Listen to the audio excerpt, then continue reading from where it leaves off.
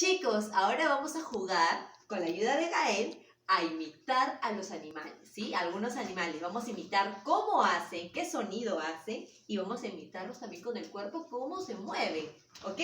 A ver, ¿cómo hace la rana? Crack, crack. Más fuerte el sonido, ¿cómo hace? Crack, crack, crack. ¡Excelente! ¿Cómo hace el pato?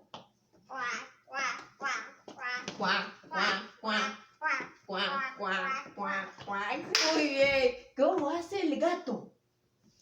A ver. Miau. Más fuerte, más fuerte. Miau. Muy bien. El perro. El perro. ¿Cómo hace? Wow, wow, wow, wow, wow, wow, wow, wow, wow. ¿Cómo hace el león?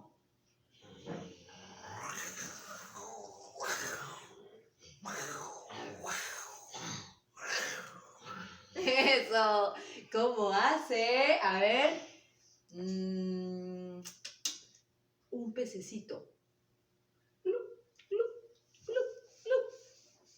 Glup, glup, glup, glup. ¿Cómo hace el sonido, Gael, el pececito? Glup, glup, glup, glup. Muy bien. Arriba, Gael. Lo has hecho súper bien. Chócala.